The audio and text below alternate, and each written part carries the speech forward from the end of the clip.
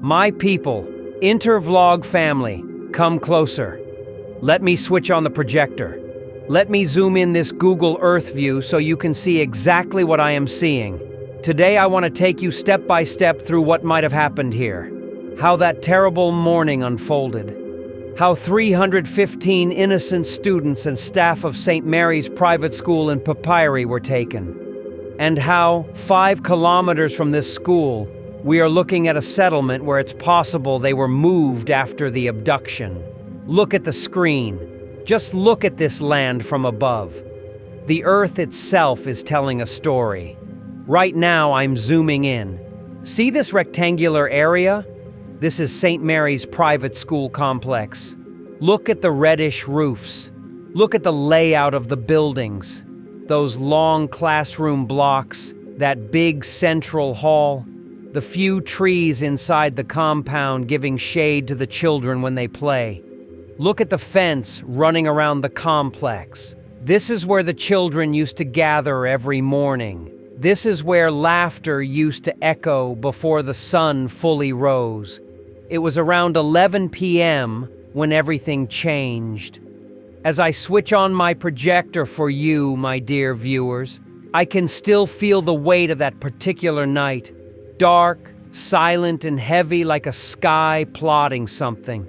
And right there, beneath that sky, St. Mary's private school, Papyri in Aguara, was slipping into its last moments of calm. Now, watch the screen with me. I zoom out slowly. You'll see the school compound, quiet, the dormitory lights dim, the surrounding bushland stretching out like a dark ocean. At 11 p.m., most children were asleep. Some might have still been whispering, giggling, or completing homework. They didn't know what was coming. I moved the satellite view forward, and now I trace the possible path. You see this line? This narrow track running behind the school compound? This is one of the first routes I suspect the captors might have used. I'm not claiming it as fact, but from the terrain, from the isolation, and from similar past incidents, this track stands out. It cuts through long stretches of unlit bush, perfect for moving undetected at night. And remember, this is 11 p.m., a time when visibility is low, when most households are indoors, when sound carries but suspicion sleeps. As I follow the track northward on the projector, I notice something else. There's a cluster of settlements scattered around the area, quiet, rural, and spaced apart. But there is one particular direction that keeps drawing my attention, not because I have evidence, but because the terrain and the logic of evasion make it a strong possibility. I'm pointing to this wide patch of land here. Bushland, trees, and small trails weaving deeper and deeper into the countryside. If I zoom in, you'll notice that the area thins out in population. Settlements become fewer, and the riverbanks grow denser with vegetation. Now, look carefully. Here is where I begin to form a hypothesis. If the abductors wanted to vanish quickly and avoid roads, they would likely drift toward zones where settlements are sparse, surveillance is minimal, and escape routes multiply in every direction. On the projector, I highlight the region around Tungan Bakere, sometimes referred to as Keterek Pan. I am not saying the children are there. I am not saying the abductors took them there. But when I analyze the terrain purely as a possibility, looking at the pathways, the river patterns, and the density of cover, this area becomes one of the logical hypothetical zones. I zoom out again. Look at the landscape. Wide bush corridors. Multiple exit tracks.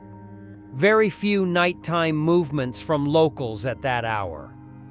And proximity to the river, which is often used by groups seeking to hide their footprints. Everything about this direction, strictly as a possibility, suggests that it could offer the abductors concealment for several hours before authorities even realized what had happened. And the children. I pause the projection here. Right at the moment when this hypothetical route disappears into the deeper part of the bush. Because for me, this is where the fear grows heavier. This is where the silence of the night becomes a shield for evil. And this is where, at 11 p.m., a group of children who should have been safe in their beds might have started a journey they never asked for. Again, I am speaking in possibilities. This is not a confirmed location. This is not a definitive route. But as I stand here narrating and analyzing, I try to understand the terrain the way a rescuer would. Where could they move fastest? Where could they hide? Where would detection be lowest?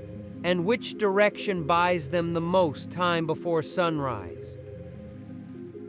That is why my analysis, my projector, my satellite map, my logic keeps circling back to this axis, not as certainty, not as accusation, but simply as one of the strong possibilities the terrain presents.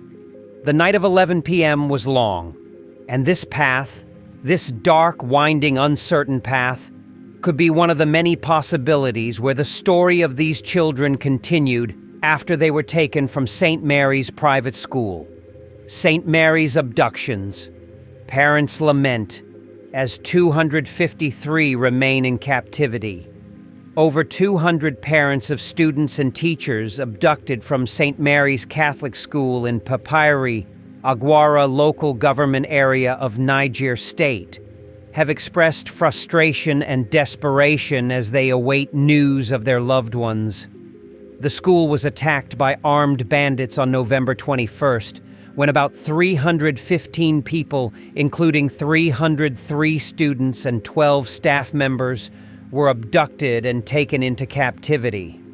A few days later, on November 23rd, about 50 students escaped and were reunited with their parents, leaving a total of 253 people still in captivity. The parents, who gathered at the school to register their names as directed by the Niger State government, pleaded with the state government and relevant stakeholders to help rescue their children and teachers from the clutches of their captors. Many of the parents, in tears and carrying placards with various inscriptions, decried the continued captivity of the children, saying that so far the state government had yet to visit or send a representative to commiserate with the families. Some of the inscriptions read, "Bring back our girls. Our girls and teachers are still in captivity. We need security in Aguara. And is education a crime?" The incident has reportedly resulted in the death of 2 parents, a male and a female, from shock and trauma, according to a statement issued by the Catholic Bishop of the Kontagora Diocese, Reverend Bulus Dawa Johanna, who is also the proprietor of the school. "I am devastated, in fact. I am very disturbed that the children up till now are not back yet," said Sister Blessing Amodu, the sobbing headmistress of the school.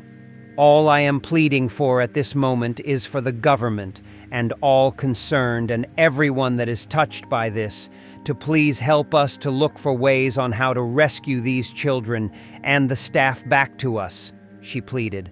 A parent, Demas Joseph Mauhuta, whose son Julius Demas, JSS2, is among those abducted, blamed the government for reportedly saying the children were not kidnapped. We wonder why the state government will say such a thing. The truth is that my child and others were abducted. The government should stop playing the blame game and act. They should come to our aid instead of saying what is not true, he said. Also speaking, Emmanuel Age, whose son, Matthias, was abducted, recalled that his 2 other children graduated from the school and that it had never experienced such an attack in the past. We are appealing to the government to please help us. Bring back our children. They are innocent. They don't deserve this, he said. Earlier, the Diocesan Director of Communication, Reverend Father Stephen Okafor, explained that the registration process was necessary, as directed by the government. With this registration and the number of parents who have turned up, we do hope those negative speculations will end, he said. Addressing the parents, the Catholic Bishop of the Kontagara Diocese, Reverend Bulas Dawa Johanna, expressed hope that the abductees would soon regain their freedom. It is 8 days now since their abduction. We have not heard anything yet. We are still very hopeful of their return, and we are prayerful, he said. The bishop also stated that the school serves over 50 communities within and outside Aguara LGA, noting that bringing the parents together for registration was not an easy task. He explained that most of the parents traveled on motorcycles, riding between 3 and 4 hours to reach the school. Speaking further, the principal of the school, Reverend Sister Felicia Guyam, debunked claims that there was any prior warning of the attack. Whoever says there was a prior warning before the attack should bring proof of evidence. Neither was there a circular nor a verbal notification, she said. The recent abduction of over 300 students and teachers from St. Mary's Catholic School in Niger State, alongside similar incidents in Kebbi, Kwara, and other states, has sparked widespread concern and outrage within and beyond Nigeria, highlighting the urgent need for the federal government to confront the escalating wave of attacks. Among those who have appealed for the immediate release of the hostages is Pope Leo XIV. In response to the insecurity, President Bola Tinubu directed the deployment of security forces to search for the abductees, ordered the recruitment of additional police officers to strengthen internal security, declared a nationwide security emergency, and authorized the deployment of forest guards to protect remote areas from armed groups. Its handling of the security crisis, with analysts insisting that more needs to be done to tackle the root causes of the conflict threatening the peace, unity, and progress of Nigeria. This is the end of our program today. See you on Intervlog same time tomorrow. Thanks for watching. Please like and subscribe to my channel and press the bell icon to get new video updates. Thank you for watching Intervlog. Thank you.